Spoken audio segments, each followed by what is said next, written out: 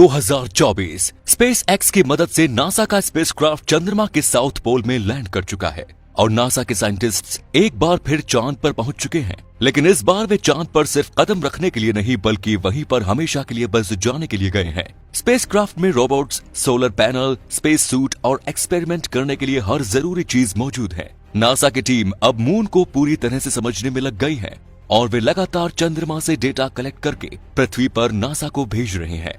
साल 2034, 10 साल बीत चुके हैं और अब नासा चंद्रमा को बिल्कुल बारीकी से समझ चुका है और अब बारी है इंसानों को धरती से चांद पर भेजने की। बड़े बड़े रोबोट्स की मदद से चंद्रमा की सतह को बरकरार किया जा रहा है, जिससे चंद्रमा पर घर और बिल्डिंग बनाई जा रही है। अर्थ की ईंट का इस्तेमाल चंद्रमा पर नहीं किया जा सकता, इसलिए इसरो ने इतने समय में चंद्रमा की मिट्टी से स्पेस ब्रिक्स बना दिए हैं। इन्हीं ब्रिक्स की मदद से अब चंद्रमा में पहला मून बेस बन गया है और अब कुछ लोगों को पृथ्वी से चांद पर लाया गया है।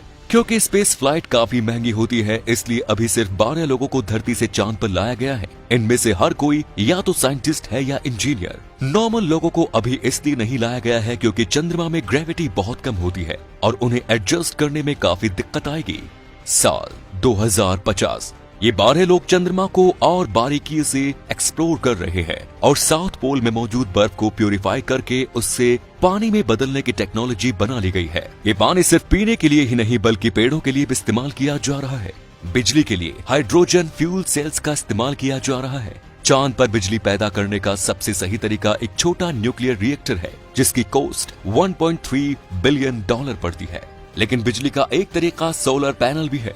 34 सौर पैनलों से एक घर चलाने के लिए पर्याप्त बिजली पैदा होगी और रिएक्टर की तुलना में केवल $30,616 की कॉस्ट आएगी। साल 2065, अब चंद्रमा इंसानों के रहने लायक बन चुका है और अब पृथ्वी से मदद के बिना भी यहाँ पे इंसान बच सकता है। चांद की सतह पर बनने वाले घरों में रहने के लिए लोगों को करीब 2,35,00,000 रुपए से ज्यादा खर्च करने पड़ेंगे। चांद पर एक घर बनाने और इसमें रहने के लिए जरूरी चीजें जैसे air seal, air heater, asteroid proof खिड़कियां, इंसुलेशन और एनर्जी के सोर्सेस पर बहुत ज्यादा खर्च आएगा। यहाँ घर बिल्कुल फैक्ट्रीज की तरह मजबूत बनाने पड़ेंगे। घर के खिड़की दरवाजे ऐसे होने चाहिए जो अंतरिक्ष में घूम रहे एस्टेरॉइड की टक्कर झेल सके। साथ ही 24 घंटे बिजली पाने की व्यवस्था भी करनी होगी। इस सब खर्चे को मिलाकर अनुमान लगाया गया है कि चांद पर पहला घर बनाने की कीमत में करीब 3 करोड़ रुपए का खर्च आएगा। हालांकि दूसरा घर बनाने में खर्च कम हो जाएगा क्योंकि लेबर और मटेरियल पहले से ही चंद्रमा पर मौजूद होगा। इसलिए अब 500 इंसानों को पृथ्वी से चांद पर लाए गए हैं। लेकिन इस बार सिर्फ साइंटिस्ट नहीं बल्कि इंजीनियर्स, एस्ट्रोनॉट और कॉन्ट्रैक्टर्स भी हैं। साल 2070, प्राइवेट कंपनीज ने चांद की मिट्टी से प्रेशियस मेटल्स जैसे टाइटेनियम, यूरेनियम, गोल्ड, प्लेटिनम निकालना शुरू कर दिया है, जो कि चांद में बहुत ज्यादा मात्रा में मौजूद है। हीलियम 3 और इन सभी मेटल्स को चंद्रमा से निकलकर पृथ्वी में भेजा जा रहा है। साल 2075, चंद्रमा पर पहले बच्चे का जन्म हुआ है और उसे सेफ एनवायरनमेंट में पाला जा रहा है। धीरे धीरे और भी बच्चे पैदा हो रहे हैं और अब चंद्रमा में पॉपुलेशन बढ़ रही है। जैसे जैसे हमारी कॉलोनी बढ़ेगी, उसे बचाए रखने के लिए नई नई टेक्नोलॉजी इन्वेंट की जाएगी, जैसे कि बहुत ही कम पानी में उगने वाली फसलें और 100% वेस्ट को रिसाइकिल करने वाली टेक्नोलॉजी खोज निकाली गई है। और अब पहली स्पेस लिफ्ट भी बन गई है, इसलिए अब बिना रॉकेट के ही चंद्रमा से आ जा सकते हैं। साल 2100, अब चंद्रमा सिर्फ साइंटिस्ट की जगह नहीं रह गई।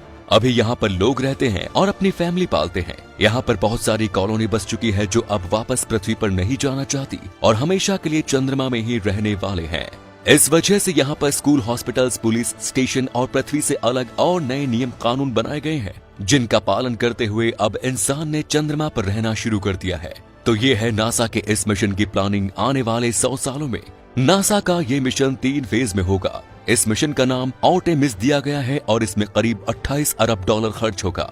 जब से इंसानों ने चंद्रमा पर कदम रखा है, तभी से हम वहां पर बसने की सोच रहे हैं और इसके लिए हमारे पास पूरी टेक्नोलॉजी भी है। लेकिन दिक्कत सिर्फ पैसे की आती है क्योंकि ऐसे मिशन में काफी ज्यादा खर्च आता है। लेकिन यूएस गवर्नमेंट इस मिशन के लिए फंडिंग देने को तैयार हो गई है, इसलिए नासा एलन मस्क और जेफ बेजोस के साथ मिलकर मून में बस्ती बनाने के लिए तैयार है। इस समय इस मिशन के लिए 3 लूनर लैंडर बनाए जा रहे हैं। पहला लैंडर जेफ बेजोस की कंपनी ब्लू ओरिजिन बना रही है, दूसरा लैंडर एलन मस्क की कंपनी स्पेस एक्स बना रही है और तीसरी कंपनी जो रेस में शामिल है उसका नाम है डायनेटिक्स। 20 जुलाई 1969 को एस्ट्रोनॉट नील आर्मस्ट्रॉन्ग और एडविन ऑल्ड्रिन चांद की जमीन पर उतरे थे, लेकिन अमेरिका को इस मिशन की कामयाबी पर आशंका थी।